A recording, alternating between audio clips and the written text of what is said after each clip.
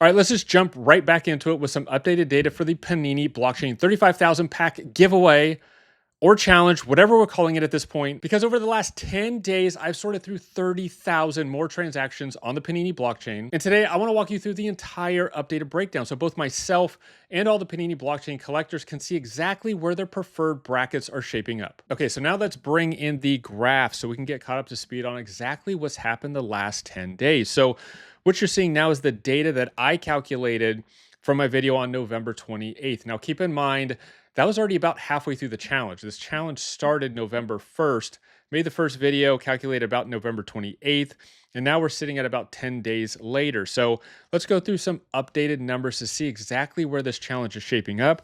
And you can see kind of where your tier is standing and how competitive your tier is, because there's definitely a difference in how these tiers are going up from top to bottom. So first place is still kind of in a league of its own. It was 102,713. Now it's $112,083, which has been an increase of 9%. The sixth tier, which is that basically the elite tier bracket, first place to sixth place, was at $24,601. Now it's at $29,377. So, a 20% increase. But at that price point, that's a pretty significant amount in just the past 10 days, considering we have almost 3 weeks left to go. The 25th spot, which is that next bracket tier, was sitting at $8,332. That has gone up to $13,016. So that's a 56% increase in the past 10 days. The 50th spot was at $4,485. Now it sits at $7,055. So it broke the 7,000 mark, which was an increase of 57%. Then we have the 100th spot, which is a very important tier to me, which originally was sitting at 2,350. That has gone up to 3,487. So that's gone up 48% the past 10 days. The 200 spot was sitting at 835. That's gone all the way up to 1,500. So that's gone up 80%. And then the two biggest increases that we saw, which is, you could probably guess it would be the lower tiers. At the 300 spot, we were looking at $391. That's gone up to 875. So that's gone up 123%. That's the biggest increase in the past 10 days, was that bracket at the 300th spot.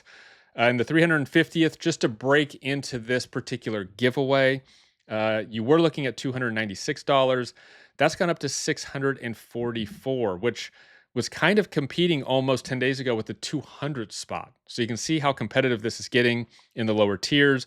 But over the past 10 days, that has gone up 118%. Now that we know where all the tiers sit, let's talk about where I sit. Now, 10 days ago when I made this video, I was actually in the top 100, which is my goal. I was sitting at the 82nd spot, but now I've dropped out of the top 100 down to 117th. Now, if you remember in my last video, I said that there were two main ways that I could compete in this challenge, but what if there's a third? Now, the first being the most obvious, just add more money to my Panini blockchain account, go on a spending spree and have at it. The second, that's proving a lot more tough. It's selling part of my existing collection, liquidating that so I have more money to spend on NFTs that I probably normally wouldn't have purchased until later next year. But there's a third way. The third way is just for me to accept where I land, just go about my business, do what I was planning to do, and achieve the goals I wanted to achieve by the end of the year, and just kind of hope maybe the pieces fall into place and I at least hit the top 350 of this particular giveaway.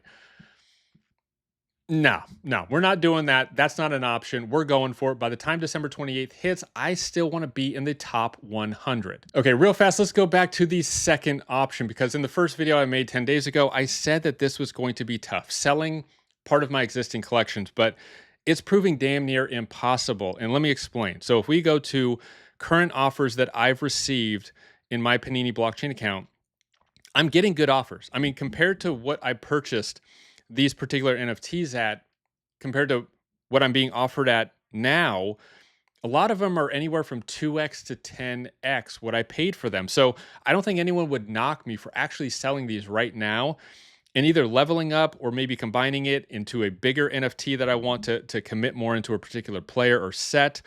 But for like this Drake May flashback gold, purchase it for 90, have an offer for 500. The Caleb Kaboom, I bought at 225. They're offering 269. I wouldn't entertain that anyways. The Wemby out of 211 blue ice rookie. I got these for all. I have 4 of them. Purchased them all around 90, being offered 260. Same with the silver or base, whatever you want to call it, on the Wemby rookie card. Purchased them all around $85 to $95, let's say. Now I'm being offered 250. On the orange, bought it for 100, being offered 220. The LeBron out of 35 blue shimmer. I have 3 of these. I purchased the first one at 90. Somehow caught 2 more at $60, just randomly looking one day. Wemby Pulsar, bought them around $60. They're at 190. So you get the picture. All of these I can sell, make a profit, and flip into something else, which would be great for this challenge. But what I'm finding is that I like seeing that I purchased these NFTs at a lower price point than what you could purchase them for now, and probably a price point that we will never see again. It kind of makes me feel like a timestamp almost, like I was there. I was early. I was part of the believers over all of the naysayers. I was part of that collecting community when the going wasn't so good. It was a little tougher. There was a lot of people that weren't looking necessarily on the blockchain as a place to collect.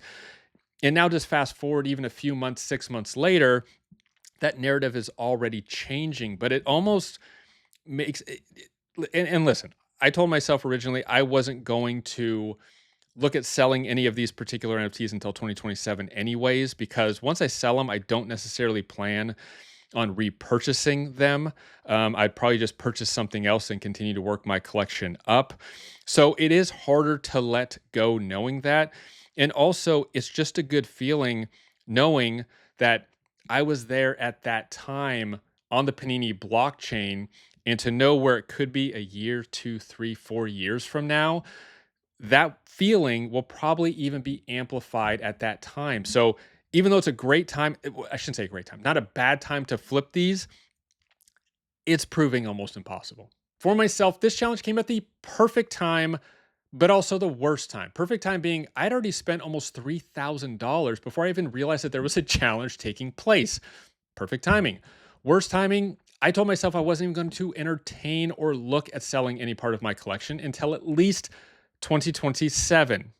Not good timing. So the question is something going to bend or does something have to break? Now, the truth of the matter is right now, I just don't know. But what I'm hoping for is that over the next 7 to 10 days, when I do my next update video, I get more clarity, because as of right now, I'm still kind of teetering between all the different options that I've explained already. Do I just go ahead and add more money to my Panini blockchain account and just add to my collection and try to crack what I think is still the $6,000 mark to try to break into the top 100? Now, I said 6,000 would crack the top 100 in the first video.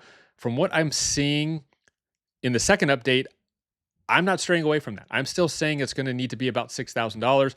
I'll see if things slow down over the next 7 to 10 days. But even if it does, you have to imagine that after Christmas, just before December 28th, in that last 3-day window, it might really start to pick up and people really might start to put themselves in their preferred bracket. So how much can you trust what's happening in the next couple weeks or not? I don't know. And do I really get off my high horse and start to sell some of my collection, which probably not a bad move either. It's not like I'm losing money.